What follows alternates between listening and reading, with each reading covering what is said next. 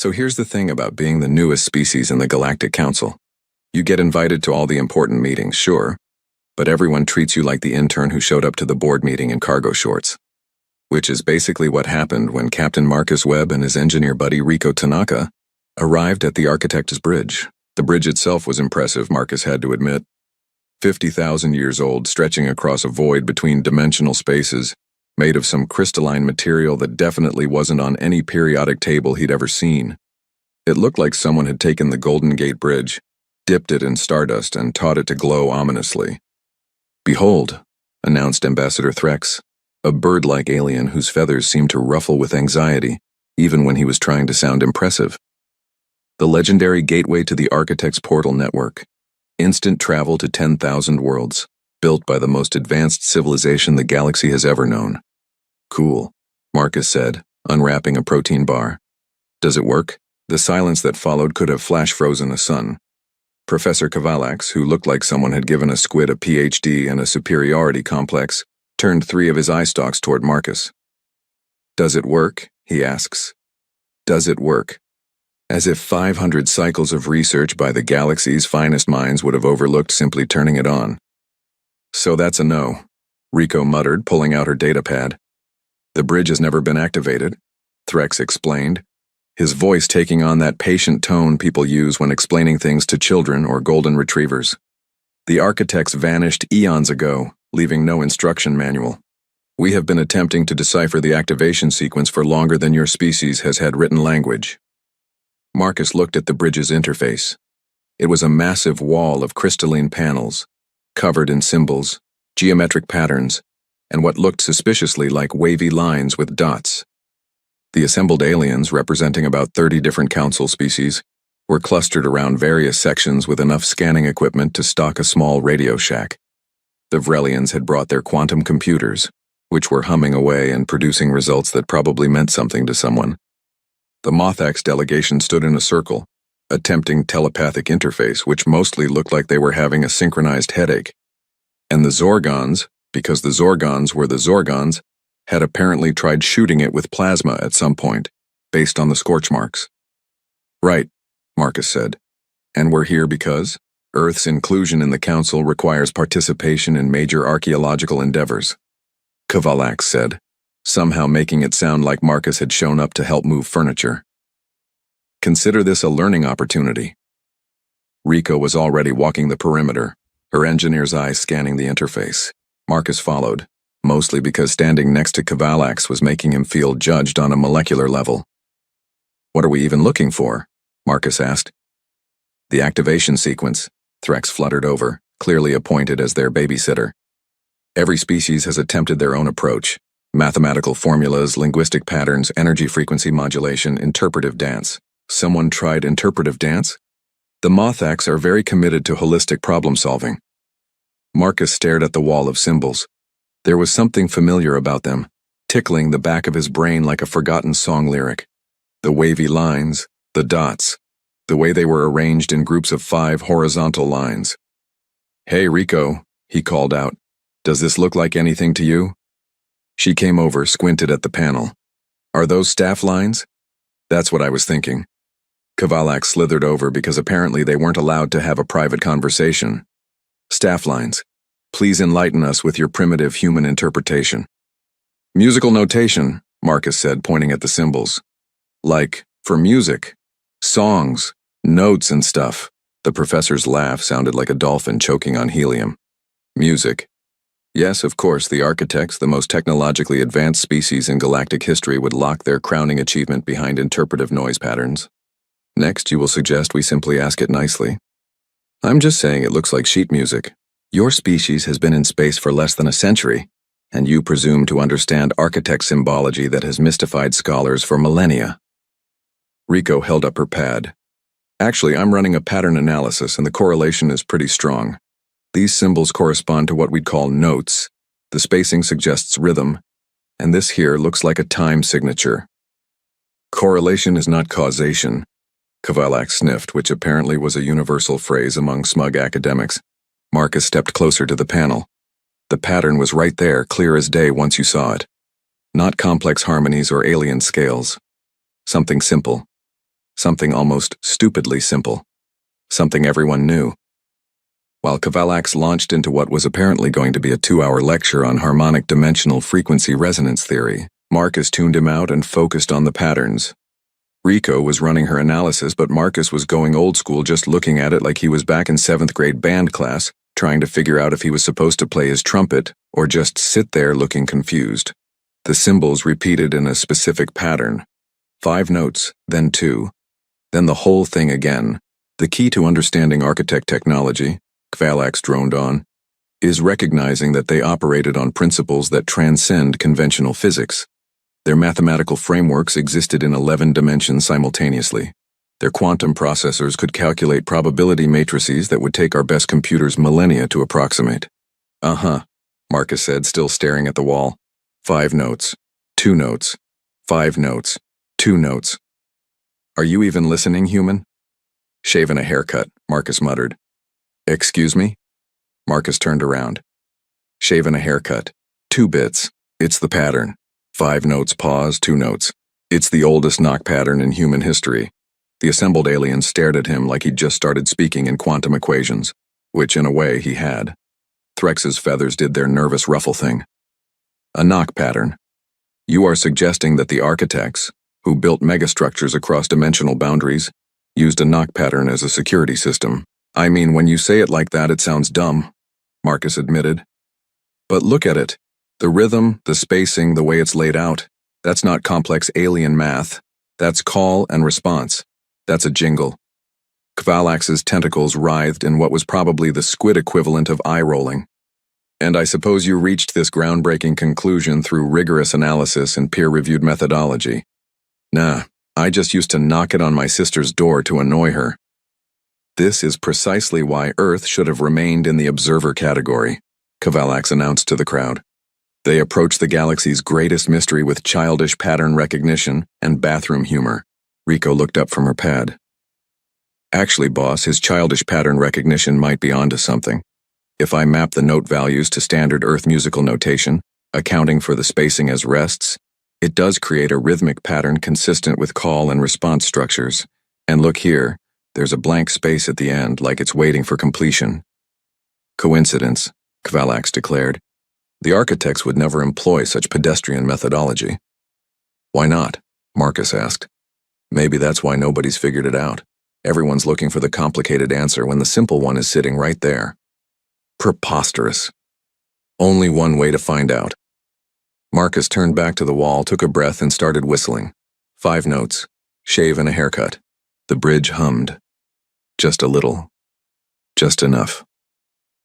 Every scanning device in the chamber started beeping at once. The Vrelian quantum computers began displaying readouts that made their operators' antennae stand straight up. The Mothax broke their telepathic circle with a unified gasp. Kvalax's tentacles went rigid. That was luck. Random chance. The bridge has been known to occasionally produce ambient resonance that means nothing. Right, Marcus said. So if I finish the pattern, nothing will happen. He whistled again. 2 notes, 2 bits. The bridge exploded with light. Not literally exploded, which was good because Marcus had enough paperwork to file as it was.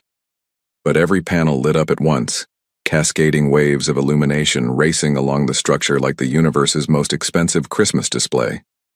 The crystalline material sang, actually sang, harmonizing with the whistle and frequencies that made Marcus's teeth ache in a weirdly pleasant way. The interface wall reorganized itself, symbols flowing like liquid before settling into new configurations. Numbers appeared, or what looked like numbers in about 6 different counting systems. Coordinates, maybe. Designations. A menu system that looked like it was straight out of some cosmic operating software. Threx made a sound like a tea kettle having an existential crisis. By the stars. He did it. The human actually did it. Statistical anomaly, Kvalax insisted, but his voice had lost most of its confidence and gained a slight tremor. The bridge was on a delayed activation timer that just happened to coincide with random human noisemaking. Professor, one of the Vrelian technicians called out, his voice shaking. The quantum analysis confirms deliberate response to acoustic input, matching the exact frequency and rhythm pattern of the human whistle. The probability of coincidence is 0.000003%. So basically impossible, Rico translated helpfully. Marcus grinned at Cavalax. Still think it's bathroom humor? The professor didn't answer. He was too busy having what Marcus could only describe as a very public academic crisis, all his tentacles drooping in the universal language of defeated ego. The bridge continued its light show, and Marcus had to admit, for a 50,000-year-old lock that opened to a stupid knock pattern, it was pretty damn impressive. Part 3. The universe's worst password.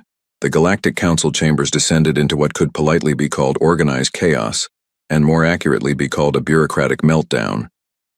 Aliens were shouting in 14 different languages, arguing, gesticulating with appendages that humans didn't even have names for, and generally having the kind of collective breakdown that happens when your entire worldview gets whistled into obsolescence. Ambassador Threx was trying to maintain order, but his voice kept cracking into higher registers. Please, distinguished colleagues, if we could all just take a moment to process this development in a calm and rational manner.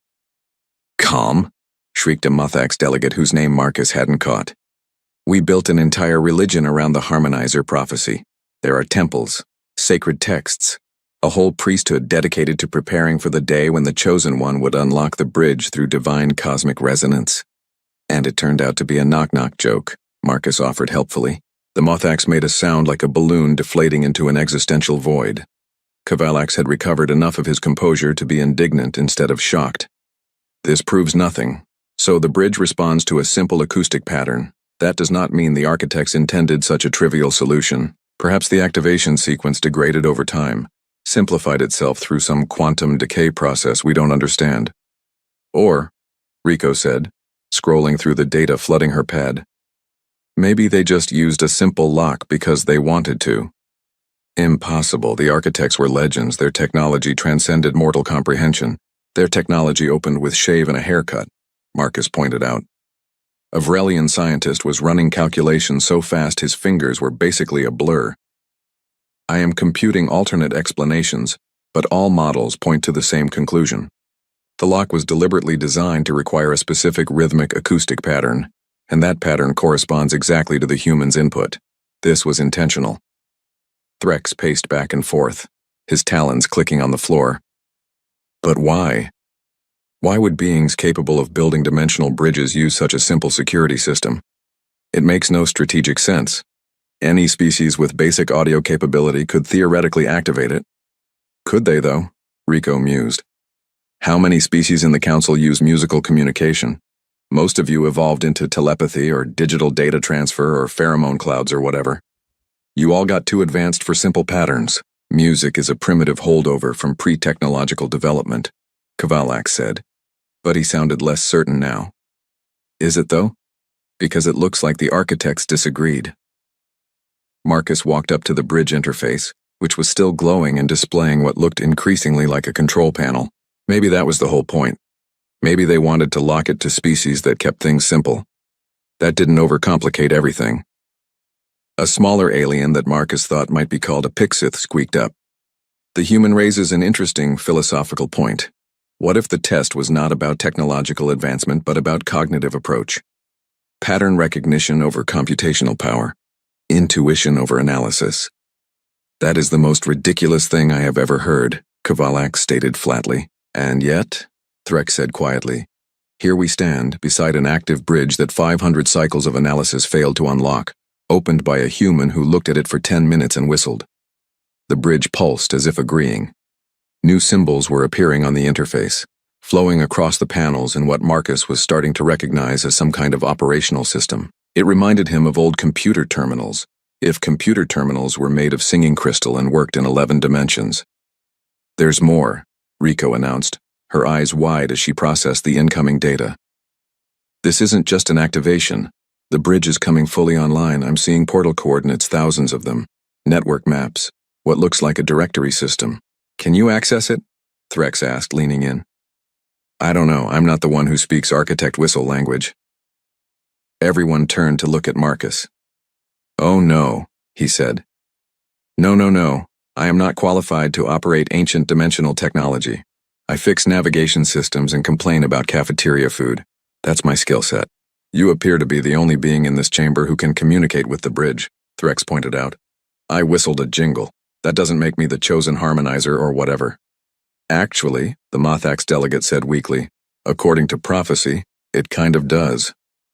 Marcus looked at the bridge, at the expectant faces of about 30 different species, and at Kavalax, who looked like he was personally experiencing the heat death of his own universe. Fine, Marcus sighed, but if I accidentally whistle us into a black hole, I'm blaming all of you. He turned back to the interface and whistled the pattern again, just to see what would happen. The bridge responded immediately, the displays shifting and reorganizing. A holographic projection appeared, floating in the air above the control panel. It showed what looked like a map of the galaxy, dotted with thousands of glowing points. Portal locations, breathed Aurelian. It's the entire network. Marcus whistled a different pattern, just improvising now, trying a major scale. The display zoomed in on one sector. He tried a descending scale. It zoomed out. He's navigating it, Rico said, impressed despite herself. The whole interface is musical. Different tunes mean different commands. This is insane, Kavalax muttered. Yeah, Marcus agreed, grinning as he experimented with different whistles and watched the bridge respond like a very expensive, very ancient jukebox. Insane is right. Turns out, operating a 50,000-year-old dimensional bridge network through the power of whistling was exactly as weird as it sounded. Over the next few hours, Marcus and Rico worked through trial and error, testing different melodies while the assembled council members watched with expressions ranging from fascination to barely suppressed horror. Okay, so Happy Birthday opens a portal to coordinate 774-9, Rico called out, marking it on her pad, which according to the Vrelian charts is the Kepler debris field. So basically a cosmic junkyard, Marcus said.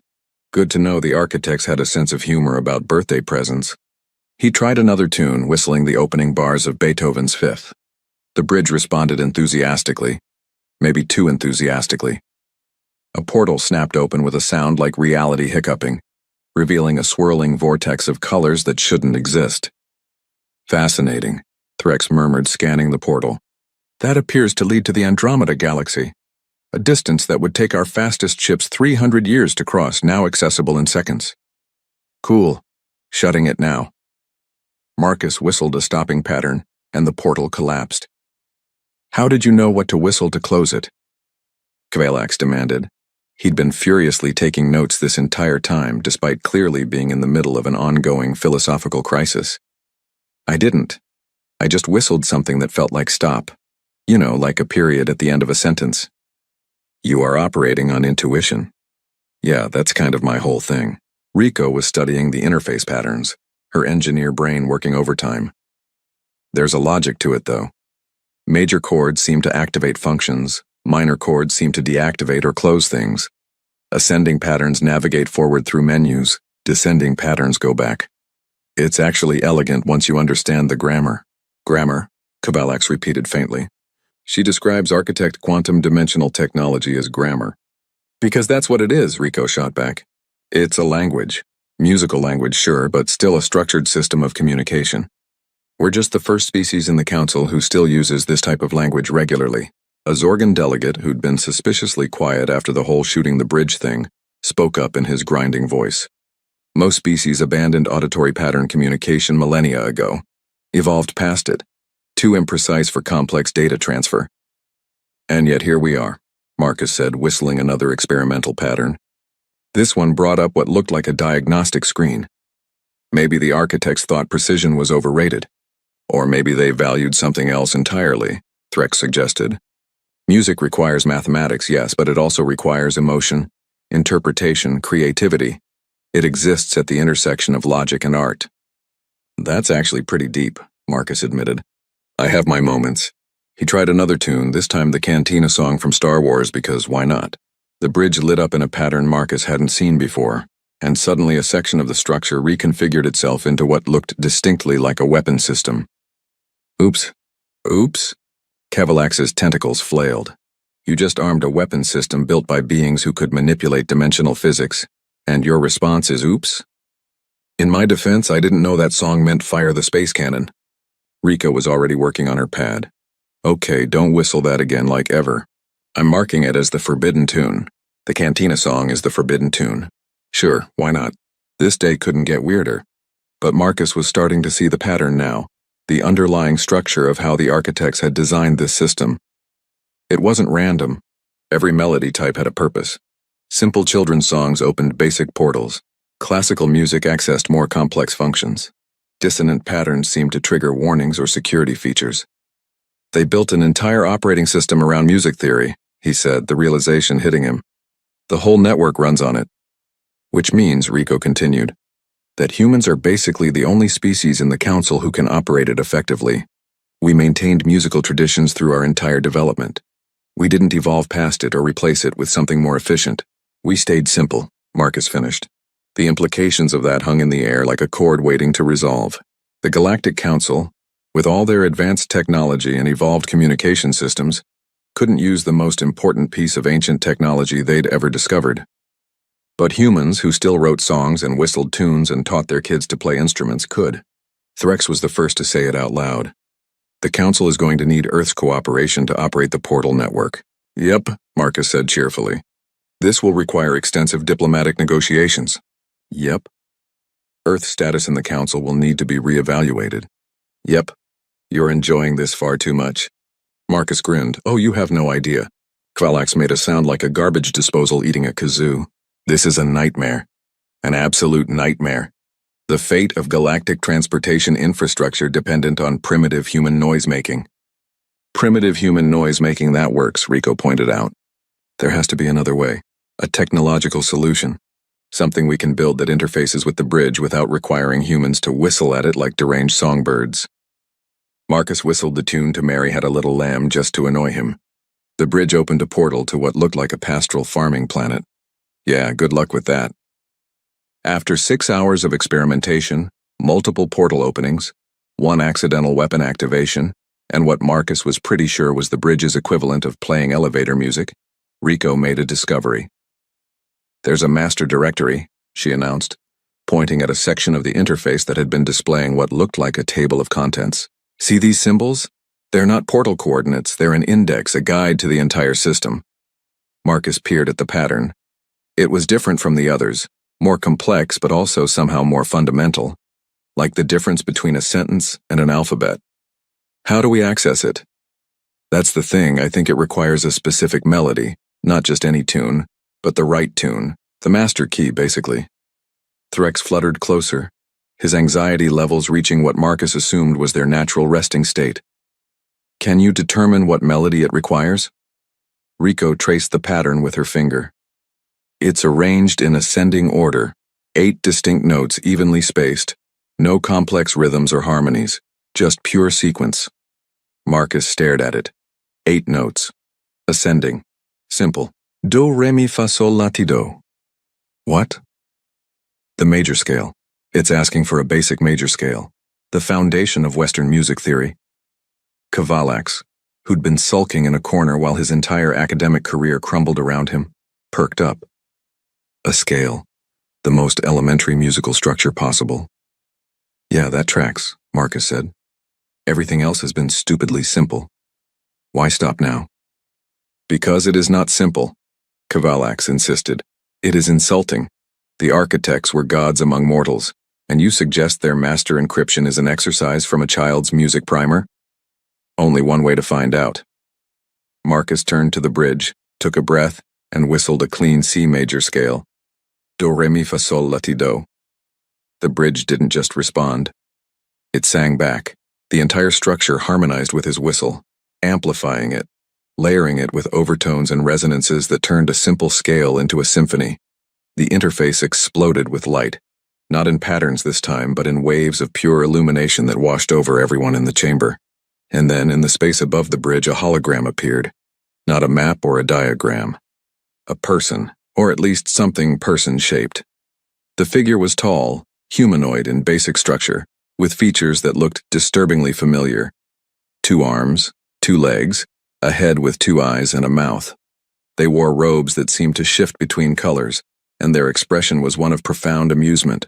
Well, the hologram said in a voice that auto-translated into everyone's native language, If you are hearing this, congratulations. You figured it out. You are probably fun at parties. Marcus blinked. Did the ancient architect just make a joke? I am Keeper Ven, the hologram continued.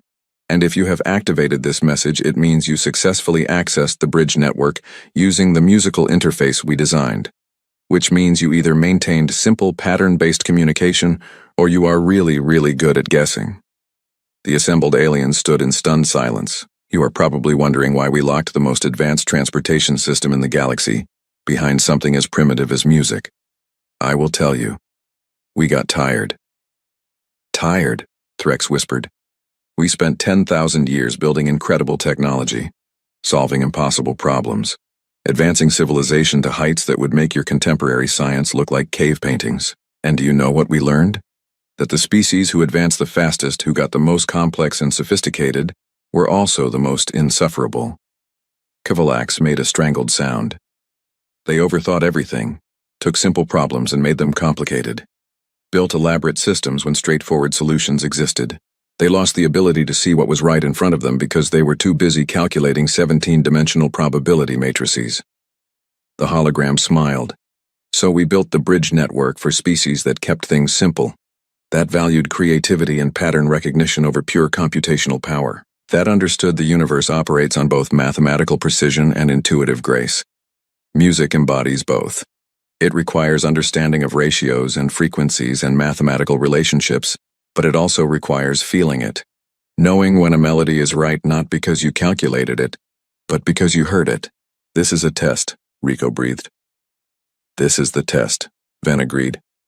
The bridge network is locked to musical control because music is the intersection of emotion and logic, art and science, simplicity and sophistication. Species that maintain musical traditions are species that maintain balance. They have not discarded their past in pursuit of their future. The hologram gestured broadly. So if you are hearing this message, it means your species passed. You found the simple answer. You did not overthink it. You trusted your intuition. What happened to the architects? Marcus asked, not sure if the hologram could even hear him. We left, Ven said as if answering. Maybe the message was programmed to respond to common questions.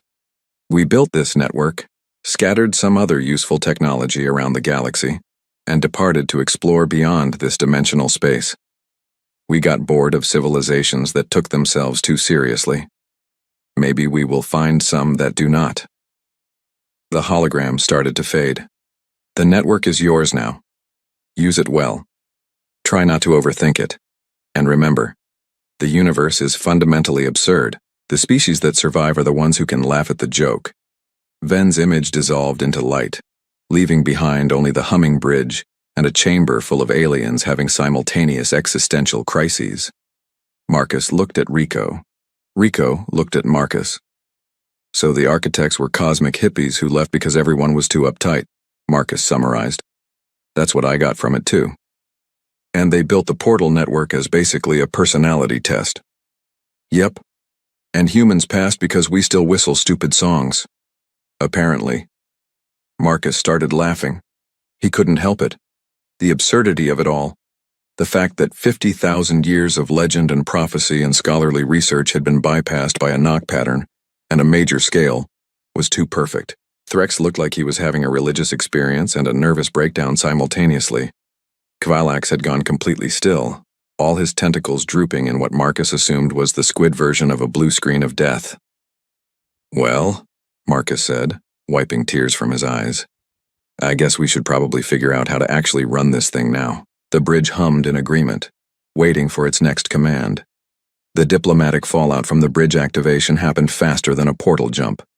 Within hours of Keeper Ven's message, Marcus and Rico found themselves in an emergency council session, which apparently was a thing that could be called when the entire power structure of galactic civilization needed a sudden revision. Ambassador Threx was doing his best to maintain order, but his feathers were ruffling so hard he looked like he might achieve flight. Distinguished colleagues, if we could please discuss this in a rational manner. Rational? Avrelian counselors' antennae were vibrating with barely contained panic. Earth has gone from provisional member to controlling the most important infrastructure in council space in less than a day. That is not rational. That is apocalyptic. Apocalyptic seems strong, Marcus offered from his seat. They'd given him and Rico actual chairs at the main council table now, which was a significant upgrade from the folding chairs in the back they'd had that morning. You control the portal network, the Vrelian continued. You could cut off trade, travel, communication between worlds. You have become overnight the most strategically important species in the council. I mean, when you put it like that, it sounds like we planned this. Did you not? No, I just whistled a song. This is as weird for me as it is for you. More weird, actually, because I'm the one who has to figure out how to not accidentally whistle everyone into a dying star. Kavalax, who'd apparently recovered enough to attend the session even if his soul was still processing, spoke up. The human raises an unfortunate point. The bridge responds specifically to human musical patterns. Our analysis confirms that other species can activate it, but the interface seems optimized for human acoustic range and musical theory structure. We are dependent on Earth for access. Not just access, Rico added, pulling up her data on the main display. The entire control system is based on human-scale musical notation, major scales, minor scales, pentatonic patterns, rhythmic structures we use in everything from children's songs to symphonies.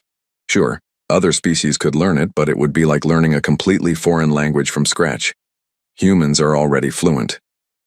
A heavy silence fell over the chamber. Marcus could practically hear the political calculations happening behind dozens of different types of eyes. The Mothax delegate who'd had the religion crisis earlier spoke quietly. Earth was granted provisional council membership 3 years ago. Limited voting rights, observer status on most committees, restricted trade agreements. This was deemed appropriate for such a young species. And now? Threx prompted. Now they control infrastructure that predates the council itself. Infrastructure that is essential to our civilization's function. The Muthax's wings rustled. We need to discuss full membership, immediately. Full membership? A Zorgon counselor rumbled. They have been in space for less than a standard galactic cycle. Their technology is primitive, their military negligible, their diplomatic experience minimal. Their military is negligible because they didn't need one, Rico pointed out. They had us. They also had this bridge network sitting undiscovered. Funny how that works. Marcus elbowed her. Probably don't antagonize the guys who could squash our planet like a bug. They won't, though. They need us now. Still, diplomacy. Threx cleared his throat. Perhaps we should discuss terms. Earth clearly has leverage in this situation. What does humanity want in exchange for operating the portal network? Marcus hadn't actually thought that far ahead. He'd been too busy trying not to break anything expensive and ancient. But now that the question was on the table, his mind started turning. Full council membership, he said. Not provisional, not limited, full voting rights on all committees and decisions. Agreed, Threx said immediately. And trade agreements. Fair ones, not the garbage contracts you were offering before where Earth provides resources and gets basically nothing back. That is a matter for the Trade Commission, but I suspect they will be amenable to renegotiation, Threx said, his voice dry. Also, Marcus continued, warming to the topic, we want pizza rights. Excuse me? Pizza, Earth food. We want the right to establish pizza restaurants on every council world. It is non-negotiable. Kavalax's tentacles twitched. You are leveraging control of ancient technology to spread fast food. Hey, if we're going to be traveling around operating bridges and opening portals, we need good food available. Also, pizza is objectively great and the galaxy deserves it. I second the pizza demand, Rico added. Also tacos, and coffee. Real coffee, not that synthetic swill the Vrelians make. Fine, Threx said, making notes. Pizza rights, taco rights, coffee imports, anything else? Marcus thought for a moment. Yeah, actually. We want Kavalax as our liaison. Every eye stalk in the chamber turned toward the professor, who looked like he'd just been sentenced to some uniquely horrible punishment. Me? You want me? You're the most qualified, Marcus said, grinning. You've spent longer studying this stuff than anyone. Sure, you were wrong about pretty much everything, but you know the academic side. We need someone who can help us understand what we're doing beyond just whistling at things and hoping for the best. This is punishment, Kavalax muttered. This is cosmic punishment for my hubris. This is an opportunity, Threx corrected. Professor, you will be working directly with the bridge operators. studying architect technology from the inside. Your research papers will revolutionize the field. My research papers that will detail how I was wrong about everything, and 2 humans figured it out with whistle patterns. Academic humility builds character, Rico said cheerfully. The council session continued for another 3 hours, hammering out the details of Earth's new status. Full membership was approved unanimously, because when you control the galaxy's transportation network, voting tends to go your way.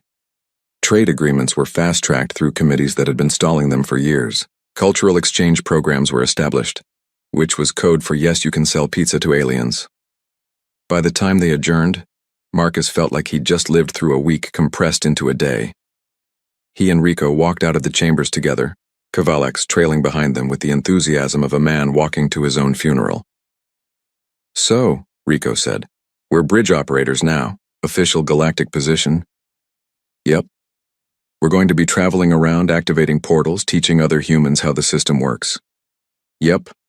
This is either going to be the best job ever, or we're going to accidentally whistle the galaxy into oblivion. Probably both. They reached the transport station, where a council shuttle waited to take them back to the Earth delegation quarters.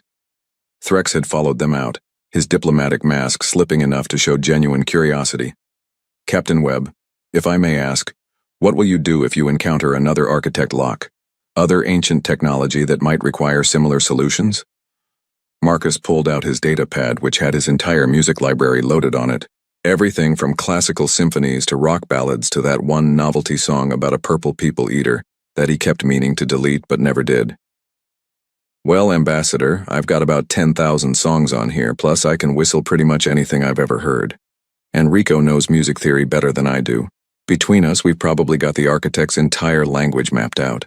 That is either very reassuring or utterly terrifying. Again, probably both. Threx's feathers settled into something that might have been amusement. You know, when we first invited Earth to join the council, many members argued against it. They said humans were too impulsive, too emotional, too illogical, that you would never fit into galactic civilization. And now? Now I think perhaps galactic civilization needed some illogical thinking. We had become so advanced, so sophisticated in our approaches, that we lost the ability to see simple solutions. The architects left us a test, and we failed it for 50,000 years because we were too proud to consider that the answer might be simple. So we're the galaxy's reality check. You are the species that still whistles, Threx said simply. Never forget that. Never become too advanced to see what is right in front of you. Marcus nodded, filing that away under wisdom from bird aliens who are surprisingly deep. Kovalex caught up to them, his tentacles moving in resigned acceptance. If I am to be your liaison, we need to establish protocols, safety procedures. I will not have you randomly whistling at every piece of ancient technology we encounter. Where's the fun in that? Marcus asked. Fun. He asks about fun while discussing artifacts that could reshape dimensional boundaries. Relax, Professor. We're not going to break the universe. You activated a weapon system with a cantina song, and then we turned it off, see? Responsible. They boarded the shuttle, and as it lifted off, Marcus looked back at the architect's bridge, still glowing in the distance. 50,000 years it had waited. 50,000 years of prophecies and research and attempts by the galaxy, its best and brightest to unlock its secrets. And all it took was a human who remembered a knock pattern from annoying his sister. Hey, Rico, he said as they settled in for the flight. Think there's other stuff out there? Other architect tech locked behind stupid simple solutions? Oh, definitely. And now the council knows exactly who to call when they can't figure it out. We're going to be so busy. We're going to be legends. We're going to have access to really good pizza on every world. Now you're thinking priorities. Kovalex groaned from his seat. I am going to need so much therapy. Marcus grinned, pulled out his data pad, and scrolled through his music library. Somewhere out there, the architects had left more surprises, more tests, more cosmic jokes waiting for someone simple enough to get the punchline. And humanity, the species that never stopped whistling, that never evolved past the joy of a good song, was ready. The universe was fundamentally absurd, just like Keeper Venn had said. The species that survived were the ones who could laugh at the joke. Marcus was laughing already.